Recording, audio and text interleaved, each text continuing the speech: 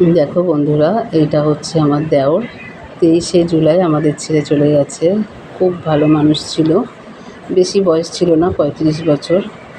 হঠাৎ বুকে কী হলো, হসপিটালে মানে নার্সিংহোমে নিয়ে যেতে যেতে হার্ট ফেল করলো, সেখানেই মারা গেল।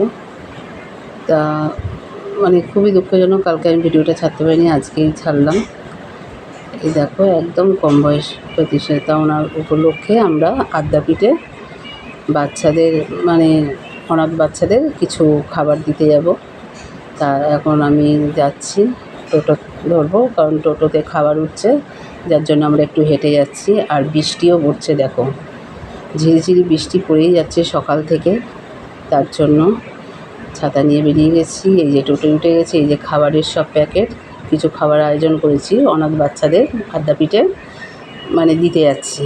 আমার যা, আমি, আমার মেয়ে, জায়ের মেয়ে, আমার হাজব্যান্ড, কিছু বন্ধুরাও আছে, আমার দিদি, জামাইবাবু সবাই আছে। এইটা নিয়ে আমরা 3 বছর খাওয়াচ্ছি। তা উনি খুব গরিব দুঃখীদের ভালোবাসতো, দান ধ্যান করতো, যার জন্যে আমরা এটা খাওয়াচ্ছি। তা দেখো, আদ্যাপীঠে খাবার চলেও এসছে, এই যে পেটিতে আছে, প্যাকেট করা আছে।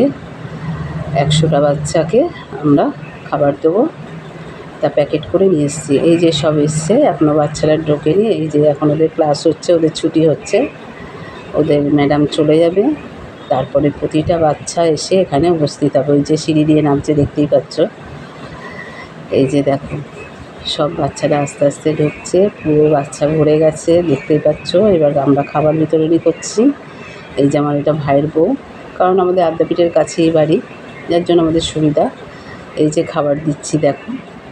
আর কত সুন্দরভাবে খাবারগুলো নিচ্ছে, ঠাকুরের নাম করছে একজন করে, আর খাবার নিচ্ছে, দেখো।